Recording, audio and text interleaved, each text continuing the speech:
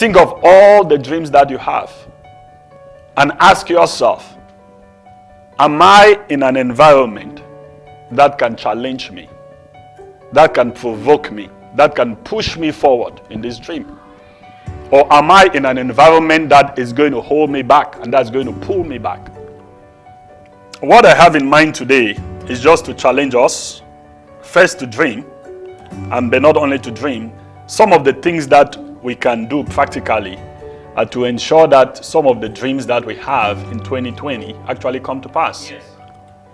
There is one thing to dream, but there's one other thing to ensure that the things that we dream, we give those things legs and wings so that they can take flight. In my teachings and in my study of scripture, I'm truly fascinated about the concept of a seed. The concept of a seed. So if you look throughout scripture and even in the teachings of Jesus, you will see that Jesus talked a lot about seeds.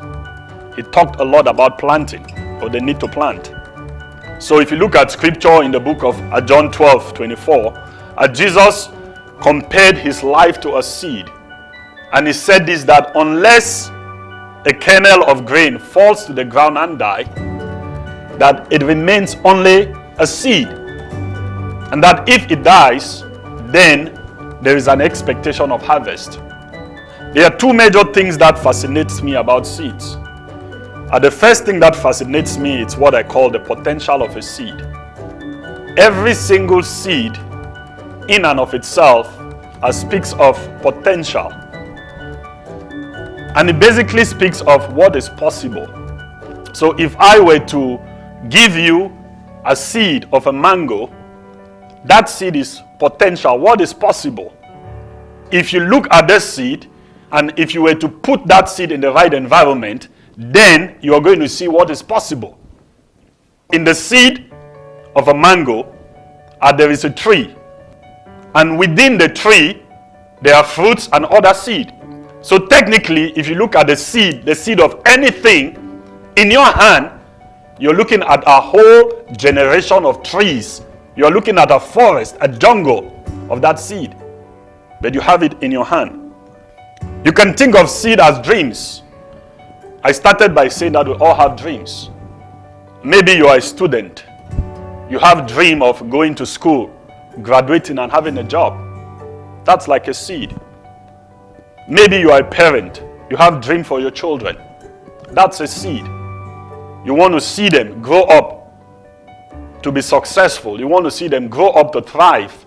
You want to see them grow up to love the Lord. That's a seed. Maybe you are married. Well, you have a dream to see your family thrive, a dream to see your relationship thrive and be successful. Maybe you are a business person. Well, you have a dream.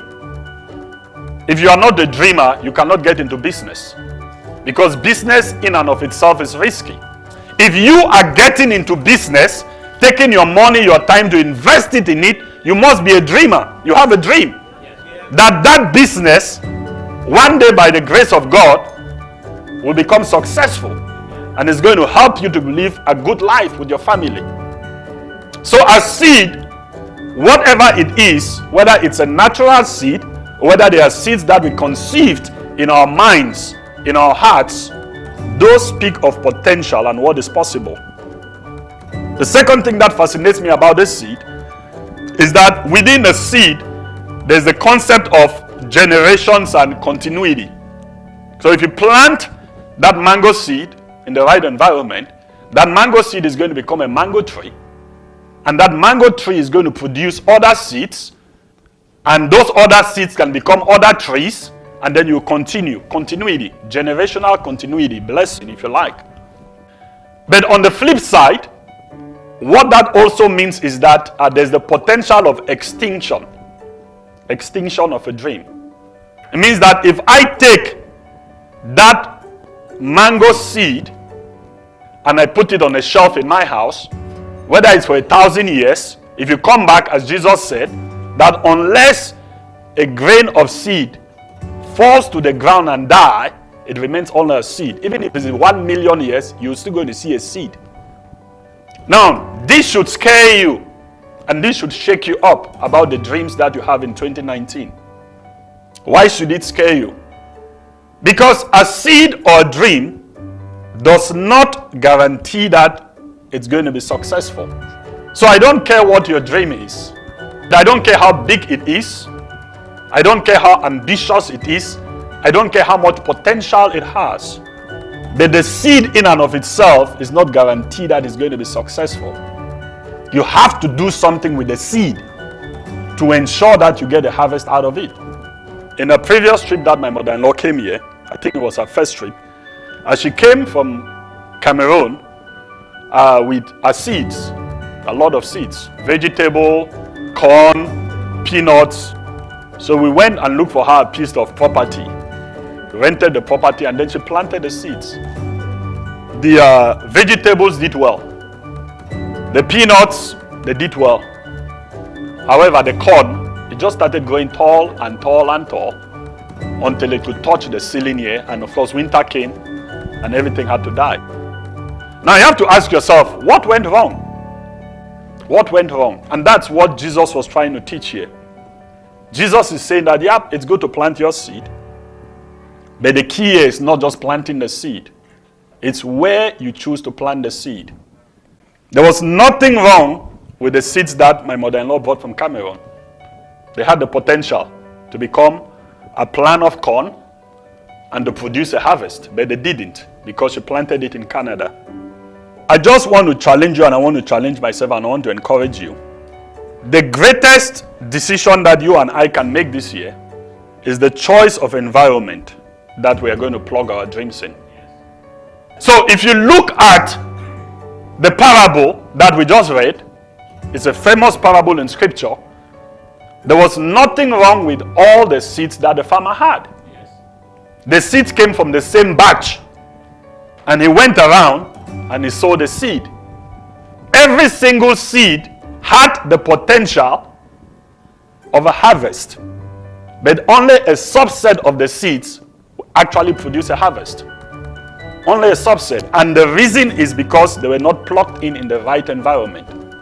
So those dreams that you have about your children, are those dreams that you have about your business, those dreams that you have about your education, those dreams that you have about your career, those dreams that you have about the Lord, your desire to grow, to know Him more, to get closer to Him, to be used by Him, they are all noble. But the question I'm going to ask you and the challenge I'm going to give you is that you have to pick the right environment that is going to challenge, provoke, and that's going to nurture that seed so that there's a harvest. In the story, Jesus gave us 4 different environments. He said the first group of seeds, they fell on the path. If you've been to a farm, there are areas where you walk to weed the farm and to plant. That's where some of the seeds fall. Those seeds were easy targets for birds. So the seeds that fell along the path, they were easy targets for the birds. The birds have to eat. So when they fly around and they see a seed, well, they just pick it up. The second piece of environment that Jesus talked about was a rocky ground. The level of soil is so shallow that initially the seed is going to germinate, is going to sprout, so to speak. But the roots cannot go down deep into the soil because they're going to hit a bedrock. And therefore, they are also going to die. They're not going to be able to grow into a tree and produce a harvest. The next one that Jesus talked about, it's what he called the thorny bush. There are certain environments that they are going to abort your harvest. You are impregnated with a good idea, an ambitious idea, an idea that is great of potential. However, you've chosen an environment that it's negative, an environment that is not life-giving, an environment that does not challenge that seed. There's no oxygen, there's no water and all that. So even though you're impregnated, the environment basically, because it's so thorny, it's going to choke up the seed. It's going to germinate, it's going to try to grow, but the environment is going to dominate it. And I think for us, that's one of the environments that I want us to examine a bit more.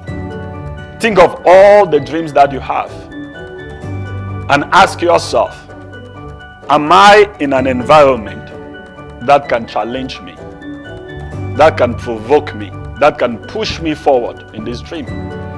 Or am I in an environment that is going to hold me back and that's going to pull me back? Let's say your dream is to start a business. Well, then you have to ensure that you surround yourself with people who are business oriented and business minded. People who also can dream and people who are willing to take risk, because business is about risk. Now, if you surround yourself with people that are low risk people, just the way they are going to discourage you. Oh, my brother, many people have done that stuff before.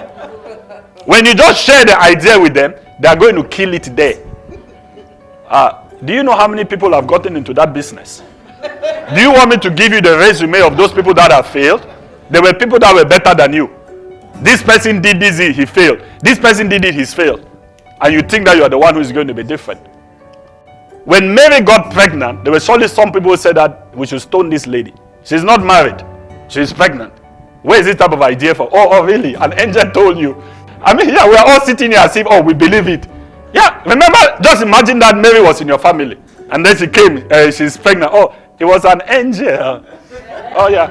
That's why she had to run. But she went somewhere to associate with someone. That's why the angel said that go and associate with someone who also had an impulse. Because remember, they were laughing at Elizabeth. She herself said, oh, I'm a laughing stock. I'm a mother at old age. But the idea is that she looked for someone who had the same dream and vision, who could encourage one another. Who could encourage, not people that are going to say, oh, let's go and abort this idea. Oh, it has to die immediately. Don't even think of it. So whatever your dream is, look for people that are going to encourage you and advise you well.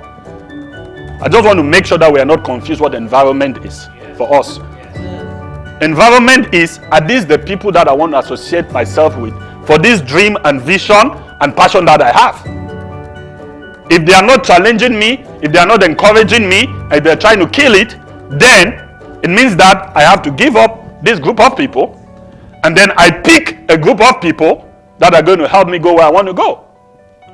It's not an easy thing, my brothers and sisters. Because for some of us, we so value those relationships that, oh, I don't want to hurt their feelings. But guess what? They are going to kill your dream. Yes. Yes. So the question is, how big is your dream? How important is your dream? And as Jesus said, are you willing? He says, unless a kernel of grain falls to the ground and die, it means you have to die to all the other things. The next environment that Jesus talked about is the environment that we all aspire to, is the good soil. We all aspire for a harvest. We all want a harvest. I mean, I haven't seen anybody who does not want to invest and harvest, or plant and harvest. There's nobody. The question is, are you willing to make the tough call and the tough decision to ensure that you get the harvest that you want? Because it's about the environment. So I'm going to go through a list of implications that I have here about the environments. A list of implications about the choice of environment that you're going to make.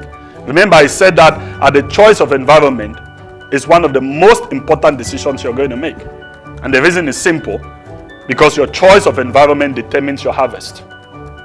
As I approach 2020, my wife and I, as we are planning, we have already started seeing that there are certain things that we cannot just do based on the things that we have chosen to do.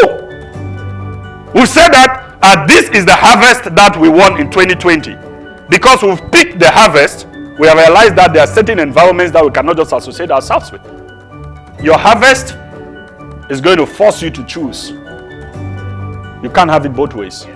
So the first implication is that a seed in the ideal environment is guaranteed a harvest. You don't have to struggle about the harvest. In fact, at the end of the story, Jesus says, the person who has an ear, let him hear. Whenever Jesus says that, Jesus is saying that, man, it's not about your physical ear. Jesus is saying, pay attention. I'm teaching you divine spiritual principles. The next implication is that There's nothing like a neutral environment. What do I mean? Whatever environment you consistently plug yourself into is going to affect your harvest. It's going to influence you. Now, if you understand that, the way I've come to understand it, it means that before I make any decision, I first of all ask myself, where do I want to be at the end of 2020? That's where you start. Where do I want to be at the end of 2020 with my kids? My brother and my sister, you guys have 4 kids. So you have to ask yourself, where do we want to be? What are the top 3 things that at the end of 2020, we want to make sure that our kids are doing well? Now, once you know the things that you want to do, that you want them, then that is going to decide the type of environments that you plug them in. Because if you plug them in that environment, guess what? By December 2020, they are going to be doing those 3 things. The next thing here is your environment will either provoke growth or your environment is going to restrain you. Now, I've seen people, church people, who think that they are so anointed that they can just do whatever they want to do, hang out in whatever environment they want to hang out, and just shake themselves up on Sunday or whatever day, and then still perform the way God wants them to perform. Now, the last guy that I know that did that failed woefully. And he was way more anointed and greater than anybody that I know. And his name is Samson. His birth was announced by an angel. He is known as the most powerful man that ever lived. They say with the jawbone of a donkey, he killed 1,000 people. They came and locked a city, the big gate. Remember those big gates in the city? They said, oh, we'll kill him here. He just came and just carried the gate and started walking. But he had one major issue. He consistently picked the wrong environment. Consistently. And one day, you can survive from time to time. Oh, I'm strong. Oh, I go there, but I'm strong. Same like the online. I have to tell you, men, women, children, you have to be careful with the internet. The internet is a double-edged sword. It's a great tool, but it's a dangerous weapon. You don't just allow your kids whatever thing they want to watch. You don't just go to any website that you want to go because you think you're spiritual. Guess, the first couple of weeks, but eventually, it is a principle. Your environment is going to influence you. The next thing I have here, select the environment today for the harvest that you want tomorrow. Whether you like it or not, the harvest that we are all going to get by the end of the year is going to be based on the environment and the seeds that we are sowing now. That's it. Now, what this tells me is that, wow, I have control. I want to be healthy. Well, there's something I can do. I can't just leave it all up to God. I can't just leave it up all to God whether or not I'm healthy. I have to ask myself, how can I eat well? And how can I take care of my health to ensure that I'm healthy? The last implication I have is that we have to be selective with the group of people that we associate with or we share our ideas with. For me, that is the most powerful thing. Jesus is saying that, guys, you have a choice. If you have an ear, I want you to hear, you have a choice. You are not a victim to your environment, but you can pick the environment that is going to give you the maximum harvest. Because you have control over that. You have control over your environment.